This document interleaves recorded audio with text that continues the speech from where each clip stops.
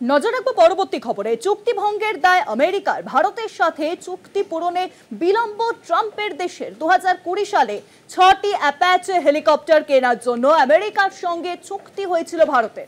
চুক্তি অনুযায়ী গত বছরের মে জুন মাসে এই হেলিকপ্টারগুলি পেয়ে যাবে ভারত, কিন্তু তা এখনো পর্যন্ত হয়নি। পরে গত বছরের ডিসেম্বরে সেগুলি ভারতকে সরবরাহ করার কথা হয়, তাও শেষ পর্যন্ত হয়ে ওঠেনি।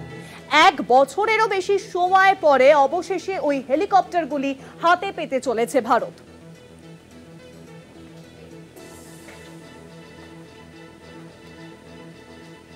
ভারতের সাথে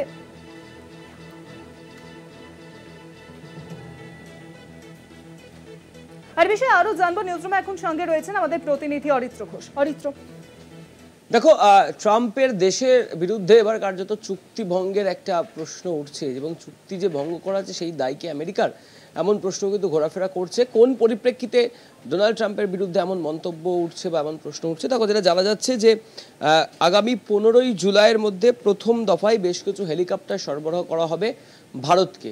কি হেলিকপ্টার? যেটা জানা যাচ্ছে যে আমেরিকা থেকে লড়াকু হেলিকপ্টার অ্যাপাচে, সেই অ্যাপাচে হেলিকপ্টার নিয়ে 2 বছর ধরে ভারতের সাথে আমেরিকার যে চুক্তি, সেই চুক্তির একটা টানাপোড়েন চলছে। আগামী 2 সপ্তাহের মধ্যেই সেই হেলিকপ্টারগুলি ভারত পেয়ে যেতে পারে।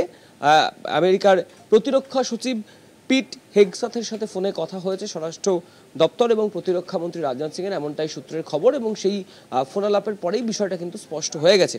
দেখো, যেটা জানা যাচ্ছে যে প্রথম দফায় এই অ্যাপাচে AH-64E হেলিকপ্টার আমেরিকা থেকে ভারতে আসবে, এবং পরের দফায় আরও 3টি হেলিকপ্টার আগামী নভেম্বর মাসের মধ্যে পেয়ে যাবে ভারত।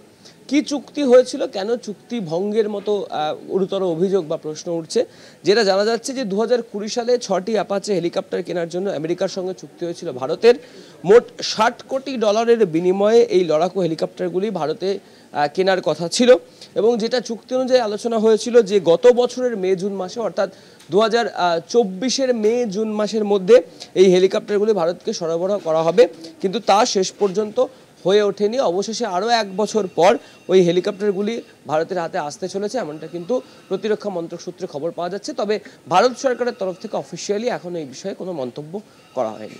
অনেক ধন্যবাদ অরিত্র। নিউজরুমের সঙ্গে ছিলেন আমাদের প্রতিনিধি অরিত্র ঘোষ।